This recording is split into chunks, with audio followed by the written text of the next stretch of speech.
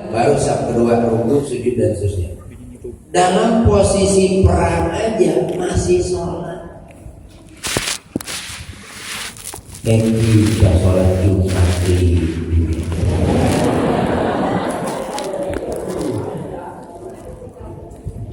lucu kan?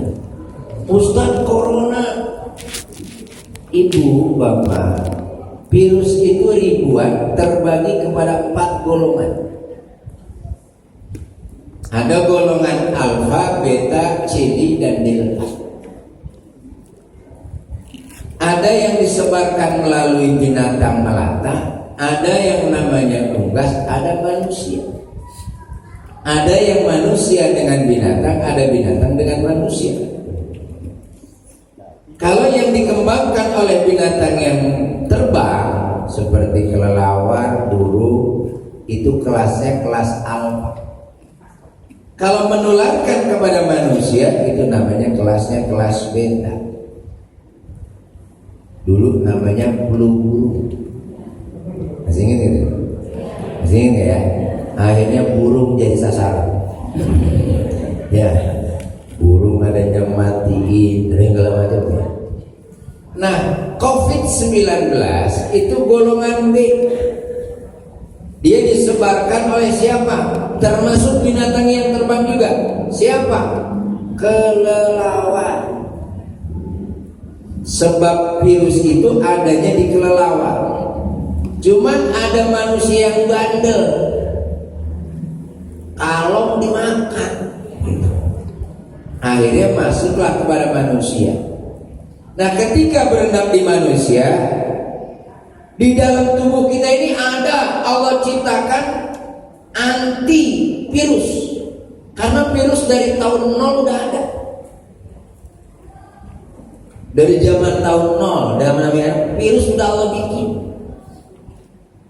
Karena saking kecilnya itu virus, Allah kasih di badan kita antivirus. Yang dikenal nama dokter namanya antibody. Ya. Pernah dengar antibody?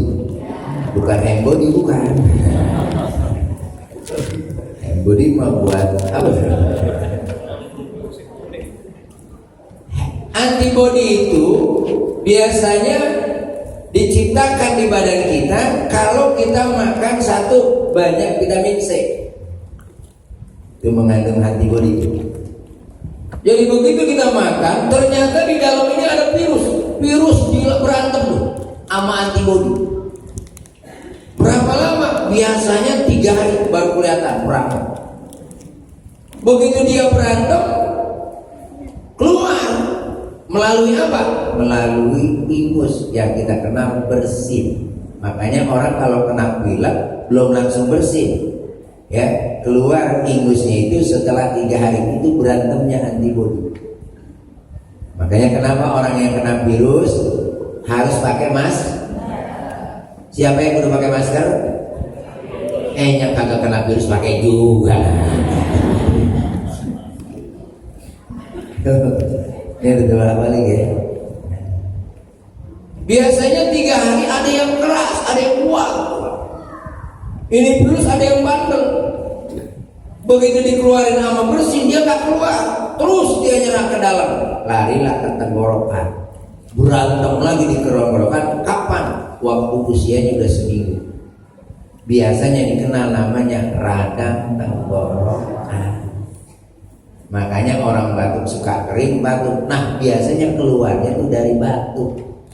Itu virus. Makanya ditutup. Jadi kalau yang kena virus, begitu dia pakai masker batuk, itu masker bakar. Jangan dibuang. Karena virusnya nempel. Begitu kita buang, ada dinas kebersihan ngelihat itu kotoran, dia comot, nempel di tangannya. Makanya kata orang mesti gulung yang namanya apa nih? Karpet. Kenapa? Takut orang bersih itu kotorannya atau virusnya nempel, ntar kena orang, gitu ya. Nah, kalau saya bersih di sini, mungkin nggak kesono tuh virusnya. Nggak, ada sini karpet, pasti nyerap. Kalau karpetnya nggak ada, berarti kan di lantai, saya bersin, kira-kira kemana tuh? Lah nyebar, makin parah kalau gitu ya. Pakai karpet sama kagak pakai karpet, parahan mana? Nggak pakai karpet, ngapa lu gulung? Ini gue menjelaskan pelan-pelan ini.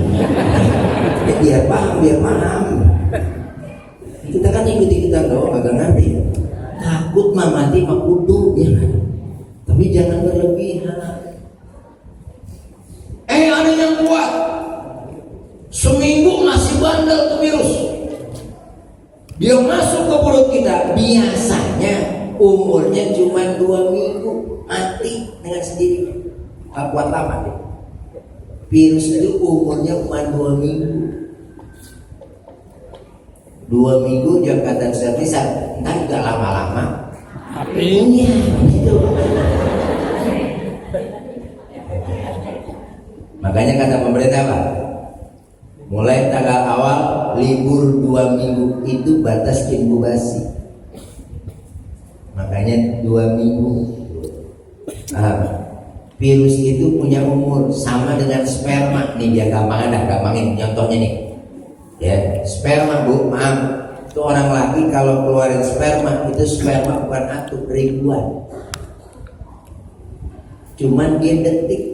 Umur tuh sperma detik, lewat dari 2 detik mati. Kalau umur sperma 2 menit, semenit aja ibu hamil bisa 16 berarti gak ibu semua. Udah gak ibu. Itu yang gampang ya. Yang gampang. Jadi punya batas Allah ciptakan usianya. Ternyata ada yang bandel 2 minggu kagak mati. Karena udah produksinya kebanyakan, kuat nyampe ke perut. Biasanya tuh sendi-sendi kita suka linu. Nah, kalau yang bahaya, ini paling umurnya 3 minggu ini, habis. Yang bahaya, ternyata kita punya penyakit bawaan. Ini virus nyampur di situ. Inilah menjadi kronis. Kenapa? Dia banyak mengeluarkan cair, menciptakan air. Airnya banyak, akhirnya yang namanya jantung kita ada ruangan gerak nafas, dibanyakin air, kagak bisa nafas, kegenjet, itulah yang namanya sesak nafas, mati gitu. Lama, mati kagak, ngapain? Lu gara-gara nonton FBC, ngeliat di FBC, mati emang apaan? Nggak ada itu. Takut boleh, keterlaluan itu ya boleh kita waspada. Kenapa? Karena kita khawatir ada orang yang sengaja nyebarin virus itu doang ya Pak. Ini yang kita khawatir. Sebab apa? Gak jamin anak orang ini. Ustaz, cara pencegahannya gimana? Gampang. Ini masjid kita nih, dulu Hidayah. Sepakat, siapapun yang kampung kita, orang laki atau orang perempuan yang bersih, mau dia corona mau kagak, udah lu usah ke masjid, periksa ke dokter gitu. Yang kagak batuk, sholat, main lagi sholat. Yang batuk, yang pilek usah, supaya kita tercegah benar. Tuh yang pilek, lu datang ke dokter. Rawat, tanya betul. Yang kagak pilek ke masjid. Ini makanan lucu. Jangan berdekatan. Akhirnya sholat sarang 2 meter. Lah kayak apa? Inilah kadang-kadang di luar nalar kita, ya Pak ya. Nah kembali Ibu sekalian, ini nggak boleh nih, ya. Lah kalau ketahuan kagak punya penyakit, ama nggak punya penyakit, ya kagak ngapa-ngapa. Yang bahaya, ada 1 orang yang sakit, ada 100 yang kagak sakit, itu yang bahaya. Kenapa? Yang 100 bisa sakit, bener kan? 1 kambing gudigan, tuh orang Betawi, ngerti gudigan? Penyakit koreng, ada 1 kambing penyakit koreng, kita masukin di kandang, yang 100 kambing sehat. Kira-kira yang atuh baik apa yang 100 gudigan? 100 gudigan. Benar. Makanya caranya begitu. Yang pilek itu. Yang kedua, banyak-banyak makan vitamin C. Yang ketiga, kalau perlu cari obat seperti paracetamol. Makanya Pak Jokowi kemarin ngomong, saya sudah pesan 5 juta butir obat dari Jepang. Itu obat flu, bukan obat corona, obat flu. Emang apa? Emang corona flu. Lu aja dibegoin. Emang gak kemana-mana udah. Cuma didramatisir. Setiap saat update. Ya. Yang terkena corona sekarang Indonesia sudah sampai 380. Ibu bapak tahu gak? 11 Maret kemarin tahun 2020 Menteri Kesehatan ngomongin di TV. 11 Maret kemarin apa kata Menteri Kesehatan? Dari 10 provinsi di Indonesia terdapat 17.820 terserang penyakit DBD. 10 provinsi doang hampir 18.000. Se-Indonesia corona 380. Banyakan mana ya? Agak serem ya. DBD yang hampir 18.000 agak serem. Yang 380 serem banget. Tanya Menteri Kesehatan, catatan di Indonesia termasuk kelompok keempat rawan TBC sedunia Indonesia. Kelompok keempat. Data yang masuk per hari 11 orang mati gara-gara TBC. Bahaya namanya sama kolorna.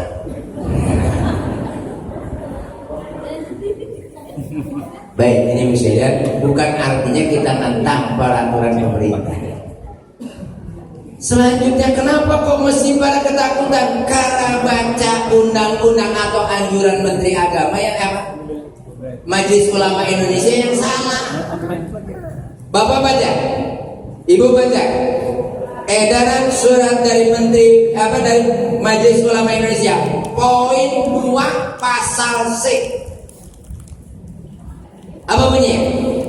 Apabila daerah tertentu yang menurut pemerintah di situ bahaya narkoba, maka orang tersebut nggak usah sholat Jumat, mending sholat di rumah. Kalau di situ dianggap bahaya, di sini bahaya Pak? Kenapa agak ke masjid? Yang ngajarin siapa? Bacanya ujung doang.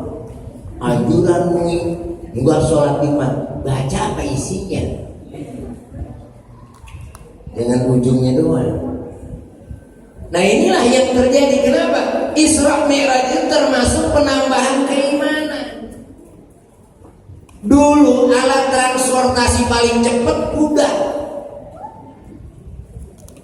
Kuda itu paling cepat. Tiba-tiba Nabi cerita, saya habis dari Sidratul Muntaha. Kan banyak orang, lah Muhammad lu gila. Mana mungkin jaraknya secepat itu. Ternyata Abu Bakar dia bilang, kalau yang cerita Muhammad bohongnya aja gua percaya, apalagi benernya. Ya deh Abu Bakar ya. Bohongnya Nabi aja gua percaya, apalagi kalau kita kagak, benernya masih kagak percaya, apalagi bohongnya. Apa iya? Yuk kita coba belajar hukumnya apa? Belajar hukumnya apa? Itu kata siapa? Kata Nabi, gitu kan? Nabi mengatakan belajar itu wajib, betul? Yang nyuruh Quran sama hadis. Belajar hukumnya apa itu wajib? Dikerjakan dapat pahala, berpahala, ditinggalkan berdosa. Baik, saya tanya, giliran ada pengajian di Masjid Anur, banyakan yang ngaji, banyakan Kagak. Kok lu tanya begitu? Lu pada bohong sama Nabi lu. Bohong lu. Padahal tahu itu aturan Nabi. Belajar wajib. Tapi kita nggak mau belajar. Wajibnya nggak bisa. Padahal pahalanya luar biasa. Pak kata Nabi, man hadara fi majlisil ilmi fakana ma salatu alfi min salati sunnah. Siapa yang duduk di majelis ilmu sama juga salat sunat 1000 rakaat. Luar biasa. Iya. Duduk begini doang 1000 rakaat. 1000 rakaat. Pernah ibu salat 1000 rakaat? Bapak pernah 1000 rakaat? Berubah 1000 rakaat. Terawih aja 23 pakai lihat jadwal imam. Tidak sampai satu lama pindah.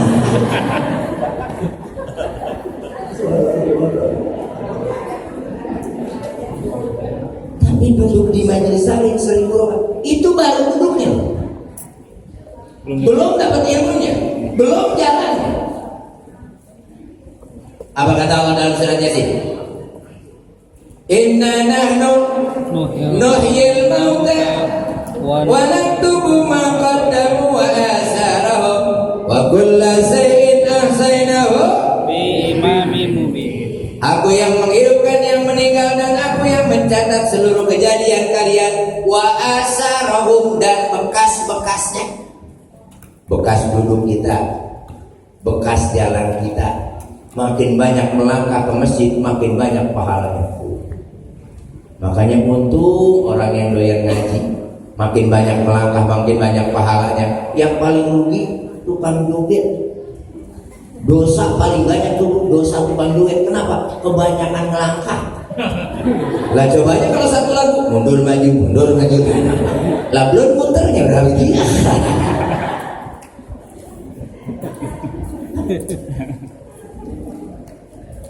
Kata tukang joget begini, Ustaz, waktu saya joget dangdut pasti dosa saya nggak kecatat. Lah kok bisa begitu? Iya Ustaz. Kenapa? Waktu saya mau nonton dangdut kebetulan jalannya jalan setapak kecil. Yang jalan rame-rame di situ kan lepek ketumpuk-tumpuk. Bekasnya nggak ketumpuk udah. Habis saya joget hujan gede ke bawah air. Berarti kan bekasnya hilang. Aman Ustaz. Ibu bapak jangan aman. Walaupun begitu Allah tetap tahu. Dari mana Allah tahu? Allah bilang dalam surat Yasin juga. Wa tukallimuna aydihim wa tashhadu arjuluhum bima kanu yaksibun. Kata Allah, ingat tangan bakalan ngomong, kaki bakalan jadi saksi. Di dunia tangan bisa ngomong nggak di dunia? Di dunia tangan bisa ngomong nggak? Bisa. Saya bilang kagak bisa. Ibu suka melihat TV. Dia yang lagi begini ya. Nah itu tangannya lagi ngomong. Orang gabung ngomong pakai apa? Nah itu ngomong. Di dunia tangan bisa ngomong. Ngomong ya. Bener. Apalagi di akhirat. Dunia ini bisa ngomong. Watashadu arjulu, kaki bakalan jadi saksi. Nggak usah pakai di akhirat, di dunia aja kaki bisa jadi saksi. Lah dari mana? Ternyata di dunia ini ada Allah, ada 4 yang Allah ciptakan serupa tapi nggak sama. Satu, wajahnya, muka kita sebenarnya nggak sama. Mirip, ya. Sama nggak? Sedunia. 2, sidik jarinya. Biar kata yang ngelingkar begini doang. Makanya KTP begini kan. Ternyata kelihatan gini doang, nggak ada yang sama. Paspor pakai ini bener. Ternyata biar begini gak ada yang sama. Ketiga yang Allah ciptakan gak ada yang sama apa? Suara. Gak ada yang sama. Mirip. Suaranya mirip Omak, mirip. Bener. Suaranya kayak Zainuddin MZ, mirip, gak sama. Betul. Makanya kalau suara itu mirip, ada aturan buat orang laki. 1, kalau sholat jamaah, nggak, kalau sudah masbuk ketinggalan Pak, nggak boleh takbirnya kenceng, makruh. Kenapa? Karena ganggu yang depan, suaranya dikenalin. Jadi umpamanya imam udah baca Fatihah Pak, kita nyampe pelan takbir. Gitu. 5 imam udah baca Fatihah takbir ke depan. Allah Akbar. Kata yang depan, Udin baru nyampe. Enggak tahu lah. Suara lo.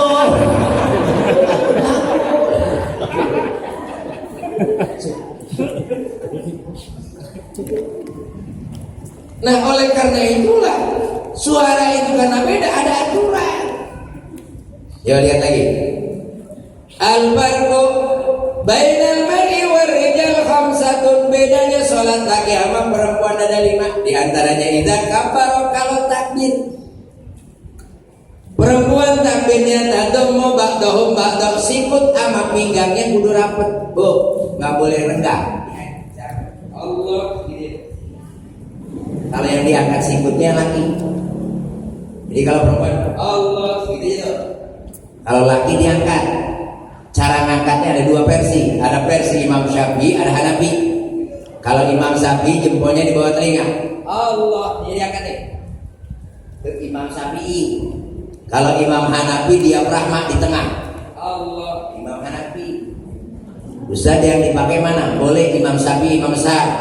Boleh Imam Hanafi, Imam besar. Ini mah belajar dari Google, bukan dari kiai. Lihat Google, Syafi'i bener, Hanafi bener. Dua-duanya dipakai. Allah.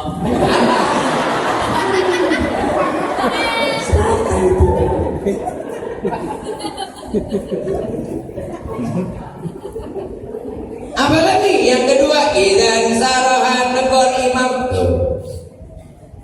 Imam mestinya ruku, dia sujud. Kita sebagai makmum wajib negor karena salah. Bagaimana negornya? Laki-laki dengan tasbih subhanallah. Kalau perempuan tepuk tangan, bukan tepruk. Kalau tepruk batal. Kenapa? 3 kali bergerak berturut-turut batal. Makanya perempuan harus tahu negornya gimana? Tepuk tangan, bukan tepruk. Jadi ibu, begitu imam salah, ya bukan tepruk. Imam salah diteprok, gitu. Cuma teprok. Imamnya nenek-nenek lata, kunci lah, kunci lah.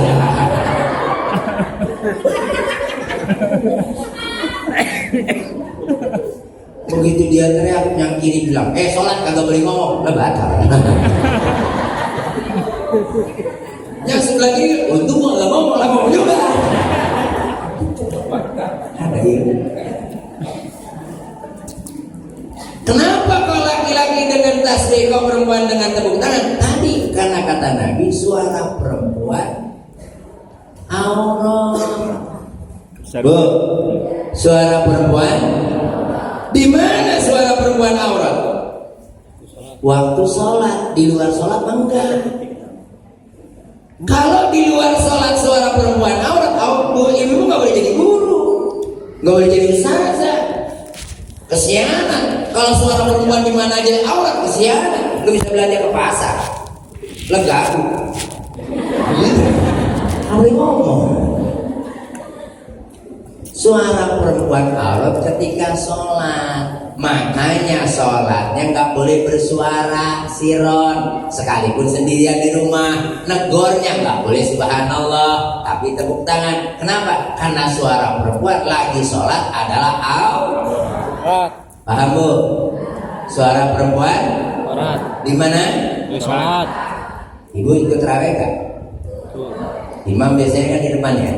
Baca Fatihah. Ghairil maghdubi alaihim waladdallin. Ibu jawab? Haram. Ini baru saja terakhir. Kenapa? Karena rata-rata kita tahu tapi nggak paham. Aminnya ibu nggak boleh bersuara. Karena suara perempuan lagi sholat adalah Lah kenapa Ustaz? Tadi khawatir suara itu kan beda, bisa ganggu yang sholat. Kan bisa terjadi di puri ini ada janda kembang. Ya, orang laki namanya ya. Pada lirik si Anu kira-kira datang ya. Si itu tuh, ya. Kata dia tak bener, gitu. Begitu, wah, ada di pojok halal. Ketahuan. Makanya Islam mengatur sampai ke sini. Islam tuh ngatur sampai itu supaya kita ini benar-benar kita hablum minallah kenceng, nggak ada pikiran macam-macam. Nah kembali bisa lihat, makanya ngaji penting. Ibadah nggak pakai ilmu ditolak. Kata orang Cina yang agamanya Konghucu, orang Islam bego. Emang apa? Habis mandi bersih-bersih, begitu dia wudhu cuci muka lagi, kan udah bersih. Udah mandi bersih, giliran wudhu cuci muka lagi, kan udah bersih. Emang wudhu sama mandi bersihan mana? Wudhu sama mandi bersihan mana? Tuh segini doang, ada 3 jawaban. Ada yang jawab mandi, ada yang jawab wudhu, banyak kan yang kagak jawab nyari aman. Ntar gue jawab mandi wudhu lagi, gue diem aja gitu. Padahal kan gampang ya, kalau mandi semuanya dicuci pakai sabun, pakai sampo, bener. Nah kalau wudhu kan cuma basuh kepala, muka, tangan, kaki. Lah kalau mandi berarti bersih kan? Mandi. Nah, mandi lah, susah apa sih? Habis mandi